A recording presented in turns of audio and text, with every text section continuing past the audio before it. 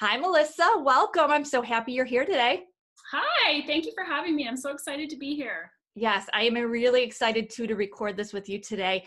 And we've known each other for what, about 2-3 years now. I think we Yeah, met back yeah, on the summer show circuit. So yeah. I'm really happy that I actually get to have a chance to sit down and talk to you today about all the great things that you've been doing, the Acro Dance Teachers Association, just all of your knowledge and wealth that you're willing to share with our listeners and our members today.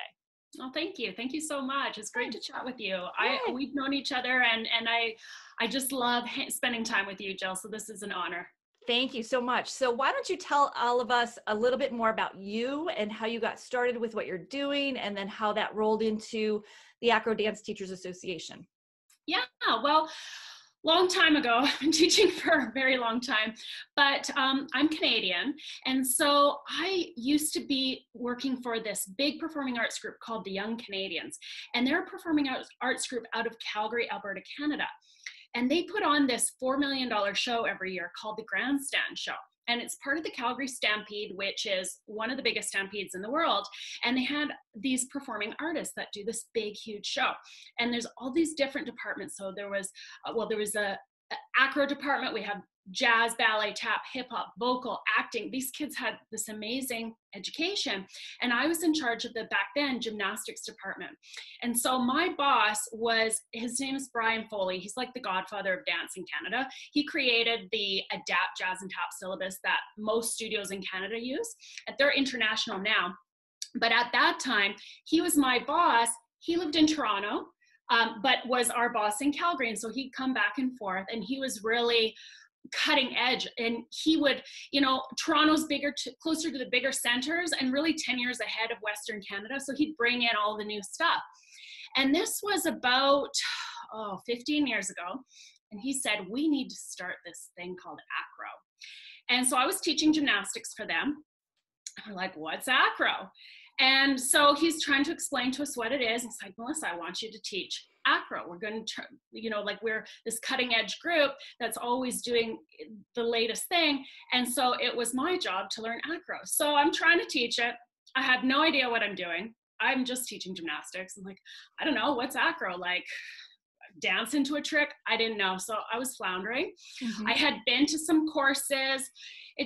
I wasn't getting it. And so what he did was his acro teacher at his studio, which is still probably top 5 studios in all of Canada, in Toronto, he hired her as a personal mentor. And she took me under her wing and taught me everything I needed to know, one-on-one. And we worked, so I'd fly to her, she'd fly to me.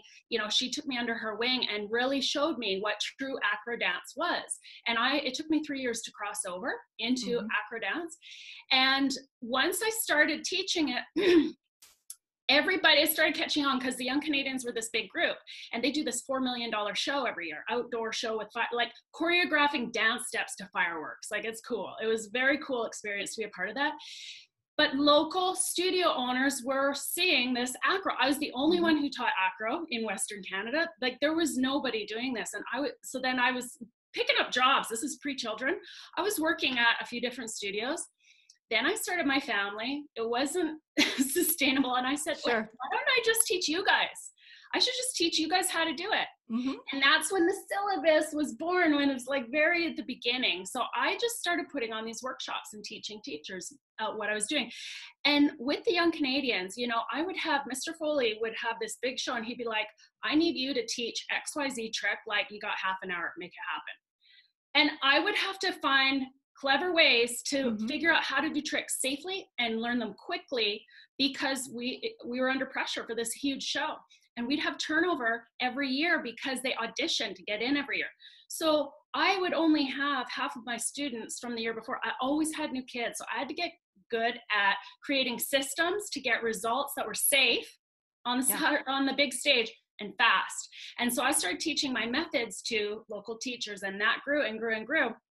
And then we went international, and then it just got bigger and bigger. That was 10 years ago. And now the Acro Dance Teachers Association is what it is, and that's how it all started. So it was an evolution. I love that. What an amazing story. And what a great opportunity for you to study with those masters, true masters of what they do. Yes, Yeah, I was very fortunate. Yeah, very Mr. fortunate. Foley did a lot for me, and I got to work under some of the industry's best. So it was an amazing Fantastic. opportunity. Yeah. Good. And you're so organized. And I love the fact that you mentioned about, creating the systems, because that's really what we need to be doing, is creating the system so we're not doing the same thing over and over again. Yeah. And we're really using our time wisely. Mhm. So Melissa, why don't you now explain the difference between gymnastics and acro? You touched on it in your intro, but let's really dive in. Give me a good explanation of what the difference is. Yeah, well, I feel very qualified to answer this question because I started off as a competitive gymnast and I crossed over into true acro dance.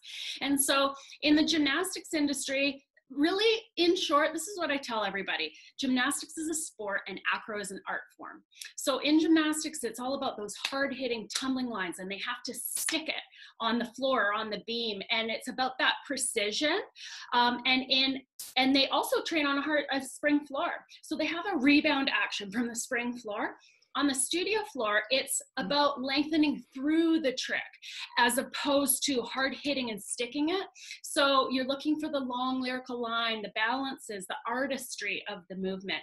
They're also learning on the hard floor. You cannot have mats on stage and just, you have to learn on the hard floor, and it's different. And so the body trains differently. You don't have that rebound action that you do on a spring floor. I'll give you an example. When I was a student and I learned how to do an aerial on a spring floor, there was no way when I got into the studio, I couldn't do it on the hard floor because my body was used to having a bit of a give and a rebound from the spring floor. And so it's really hard to take those tricks and transfer them onto the hard floor. So acro dancers have to learn things differently to be able to do it on the hard floor. And actually, they find it easier if they learn it on the hard floor and ever get into a gym. It's way easier for them to do it because they learned it on the hard floor. So it's really about the gymnastics is the sport, and they're really like having to have that precision of sticking it, and it's more tumbly looking. And acro is more lyrical, and you're looking at like lengthening through the trick. Great. And I love the fact that you mentioned, especially how you can translate that into, if they do go onto a sprung floor, how much easier it is. It's nice to learn almost like the hard way, I guess you'd say, and then be able to then excel, maybe if they do want to take it further in their gymnastics, or if they're doing something where they have that opportunity. That's great. Thanks for that explanation. So I know we're going to touch a little bit on safety, which you mentioned about, but I think first let's talk about, for our studio owner listeners who are either thinking about a program or they already have a program maybe and they're looking to expand it or make it more profitable. How do you know if acro is right for your studio? Yeah, well, I always suggest starting off with a 12-week session. Start with a session, see how you like it, see how your customers like it. We find they're gonna love it. Okay, I'm just gonna break it to you. They're gonna love it, but you need to start off slowly, even for yourself. Most of our clients, like 80%, did not grow up doing acro as students. Okay, Sure. so everybody feels unqualified or intimidated to try acro at the studio. It's really, you just need the right help, and you need to start off slowly. And so I recommend starting with the 12-week session just to dip your toes in the water and see how it's going to land at your studio. That's the best way. And then if it does land, if people are interested and you feel comfortable with taking it further, then start to move into a full year program. I love that. Good advice. Very nice. I love taking it slow, starting with that smaller session and then working up to it. And then two, you mentioned about finding help. We all know that we need good qualified help. Melissa, how can they find somebody that is qualified to teach acro and do this 12-week session or bring it full year to their studio? Yeah, I suggest you create your own teachers. It's so much easier to train your own teachers than to try to find somebody that, maybe they're an experienced acro teacher. They're going to do it their own way. And that makes it so much harder for you in the studio if you don't know what's going on in your acro program because you didn't create it or you didn't do it as a student, you're really not going to have your finger on the pulse of what's happening. You know what's happening in your jazz program, you know what's happening in your ballet program, and you need to know what's happening in your acro program. And so to start off and have a proper foundation, you really need to train one of your own. So what I would suggest is you take one of your teachers or maybe an ex-student, or even we've had members of our association hire moms that are keen. Maybe they have like a background in fitness or working with children or phys ed or whatever. Pick somebody who's keen, wants to learn, and is good with kids. And then you train them and build it slowly. A lot of people think that they have to, you know, have all these big tricks to have a successful Acro program. It's not about that at all. That's an end result, which is secondary. And, you know, don't compare yourself with your competitor that has an existing Acro program, because adding Acro to the studio is about bringing in an additional revenue stream, but also creating stronger dancers. So when you have a great Acro program, the stretch and strength that Acro dancers learn transfers over into the other genres, regardless of how many cool high-level tricks they can do. That is secondary. So I would suggest hiring one of your own and start small. Create this small little program. You start with your 12-week session, and then you build from there. Follow a syllabus and just follow a program and let it evolve slow. Let it evolve slowly, because that when you have teachers that you know, are invested in building it with you, that's going to be the best kind of teacher that you can have.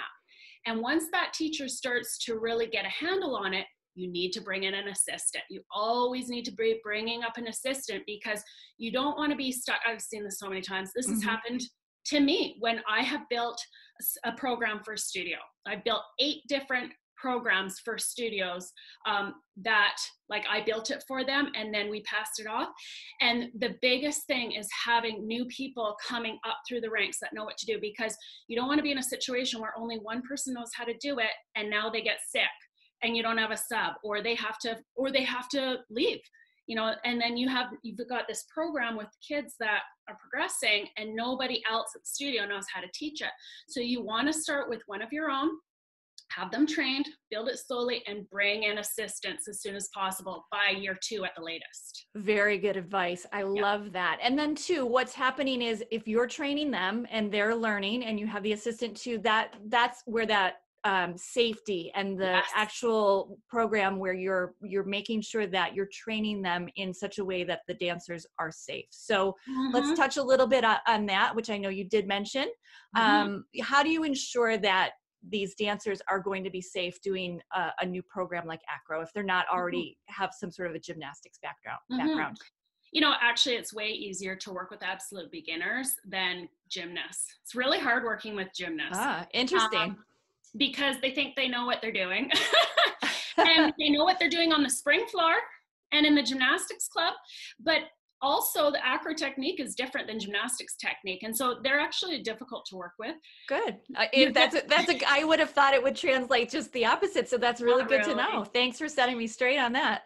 Well, not unless you have a gymnast who's really open and willing to start over on some things. But as far as safety goes, you want to make sure that everybody's building up slowly. You want to have proper mats. You want to have a teacher who is not being pressured to jump ahead to the big tricks before she's ready and before the kids are ready. And you need to have a good strength and conditioning program. If 50% of what we do in Acro is strength and flexibility, because you have to be strong and flexible to be an acrobat. And if you don't have that foundation of strength and flex, that's where the injuries happen. If you have a good foundation, like my kids, I say, give me 2 years.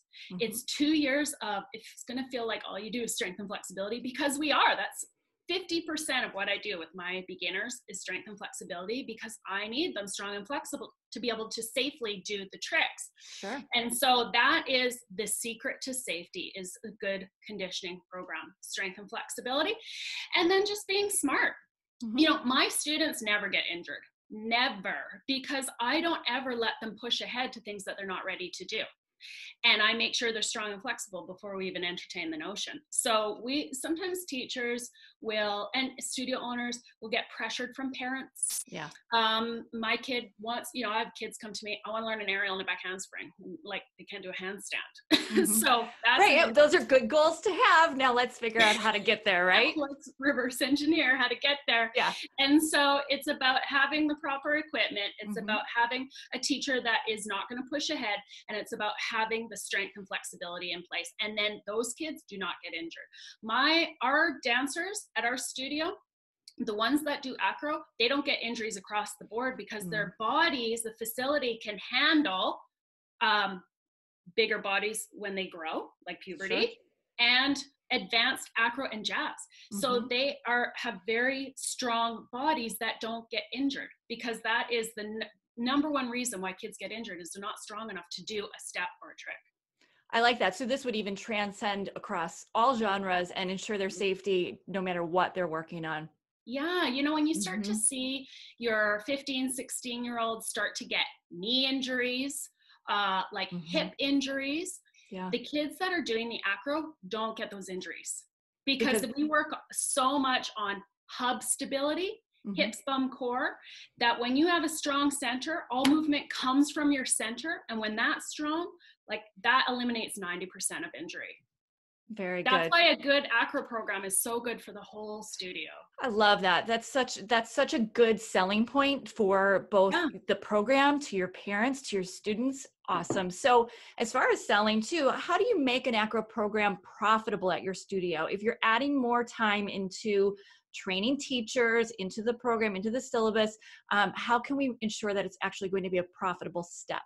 Yes, great question. Okay, so as a business owner, you need to know your numbers, right? It's just like anything. You need to have a business plan. You need to know what you're doing before you do it. Don't just jump into something without crunching the numbers. I've seen this happen so many times where, somebody's studio owner's keen. They're like, yes, I want to try acro. And they just throw together this mishmash class, and they either don't charge anything because it's part of the, flat rate at the studio, or they charge the same price as their other classes, and it's not profitable because you cap your numbers in acro, and I'll talk more about that. But you need to crunch the numbers first and foremost to see how much it's going to cost you to get started. Are you going to get certification for your teacher? Do you need to buy mats? Do you need equipment? And then how much are you going to charge? Because I don't recommend having more than 10 students to a teacher. And now that's different from our other classes, right? You can put a lot more students in your other genres, but you can't in acro because there's so much spotting and hands-on work that they'll lose quality and safety if you stack those classes. So you want to have a 1-to-10 ratio, up to 15 with an assistant, but how much is all of that going to cost you? Crunch your numbers so that you know if it's going to be profitable. And mostly you're going to need to charge extra for your acro classes because it's a specialty genre.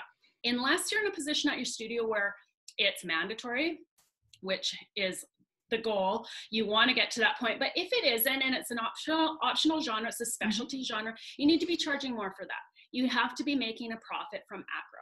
And so if you let's just say like a $15 class, which that is probably, that's going to be average, but let's just assume it's a $15 class and you've got 10 kids in a class. You're really let's see, I crunched the numbers here. In that kind of a class, you're going to make, that's $7,200 a year from one class. When our clients, when they get going with their acro, by 6 months in, they're adding a second class. Okay, so now you're at $14,400. This happens 9 times out of 10. Your program's going to double in the second year if you have a proper foundation and you built it right. And now you got 4 classes going. That's $28,800 from adding acro. Like it